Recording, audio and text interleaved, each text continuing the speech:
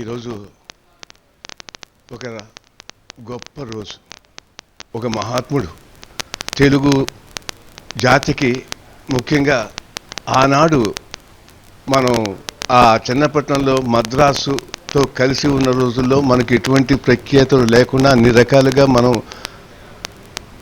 మనల్ని second rate సిటిజన్స్గా ఉపయోగించుకున్న రోజుల్లో మహానుభావుడు పొట్టి శ్రీరాములు గారు తలపెట్టినటువంటి ఆ మహత్కార్యం యాక్చువల్గా 53 రోజులు జరిగింది. ఆ 53 రోజులు జరిగినప్పుడు నేను కూడా నా అదృష్టం కొద్దీ ఆనాడు నాకు 13-14 వయసు ఉన్న రోజుల్లో మొత్తం ఆ రోజు రైల్వే స్టేషన్లు కానీ, మొత్తం టెలిఫోన్ డిపార్ట్మెంట్లు కానీ మొత్తం స్తంభింపజేసి ఆయన ఎంతమంది ఏ విధంగా కూడాను మీరు విరమించండి, నెహ్రూ గారు ఇవ్వటానికి ఆలోచన చేస్తున్నారు ఇస్తారు అని చెప్పినా కూడా అది ఇచ్చేదాకా వారి మాట నేను నమ్మను, నాకు వచ్చేదాకా ఎవరు నన్ను బలవంతం చేయొద్దు అంటూనే ఆయన నిరాహార దీక్ష సాధించినటువంటి మహత్తరమైనటువంటి ఆ రోజు ఇప్పటికీ చిన్న వయసులో మేము చూసాం. కాబట్టి ఏ విధంగా అయితే ఆ రోజుల్లో ట్రైన్స్ని అడ్డుకున్నామో, ఏ విధంగా అయితే ఆ రోజుల్లో మొత్తం కాకినాడలో, రాజమండ్రిలో, కాకినాడలో ముఖ్యంగా చూస్తుంటే మొత్తం మెయిన్ రోడ్స్ అంతా కూడా అల్లకల్లోలం అయిపోయినటువంటి పరిస్థితులు మేము చూసినటువంటి ఇది ఇప్పటికీ నాకు జ్ఞాపకం ఉంది. నేను ఆ రోజుల్లో మెక్లాన్ హై స్కూల్లో చదువుకుంటూ ఉన్న రోజులు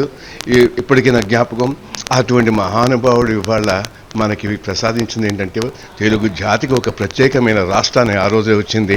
ఆ రోజు ఇవాళ ఎన్ని రకాలుగా వెళ్ళినా కూడా మళ్ళీ డివైడ్ అయిపోయినా కూడా ఆ మహానుభావుడు తన జీవితాన్ని దేనికోసం అయితే త్యాగం చేశాడో అదే ఇవాళ ఆంధ్రప్రదేశ్గా మనం ఇవాళ పరిపాలించుకునే అవకాశం మనకు కలిగింది.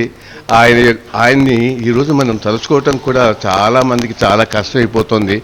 ఎవరైతే మన కోసం, మన జాతి కోసం, మన జాతి గౌరవం కోసం తమ జీవితాలు అంతా కూడా త్యాగం చేసిన వారి గురించి మాట్లాడుకోవటం కానీ వారికి సరైనటువంటి గౌరవాన్ని ఇచ్చే విధంగా మనం చేసుకోవాల్సిన బాధ్యత లేకుండా అయిపోతుంది.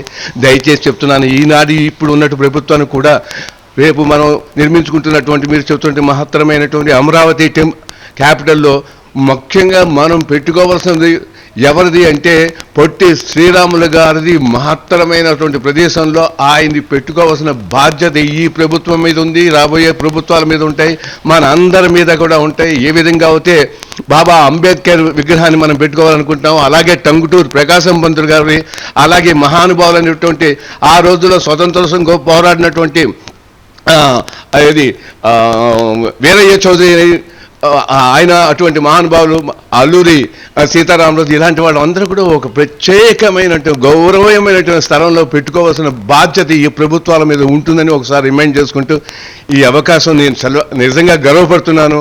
ఆ రోజుల్లో ఆయన సత్యాగ్రహం చేసి 53 రోజుల తర్వాత మరణించిన తర్వాత ఉప్పొంగిపోయినటువంటి ఆ రోజు ఉద్యమంతో నెహ్రూ గారు కూడా ఆ మాట నిలబెట్టుకుని మనకి ఆంధ్రప్రదేశ్ ఇవ్వడం జరిగింది, ఆంధ్ర ఇవ్వడం జరిగింది. ఆ మహానుభావులకి ఇప్పటికీ ఎప్పటికీ వారి యొక్క ఆశీస్సులు ఈ తెలుగు జాతి మీద, 2 ప్రాంతాలు ఉన్న తెలుగు జాతి మీద ఉండాలని కోరుకుంటూ సెలవు తీసుకుంటున్నా.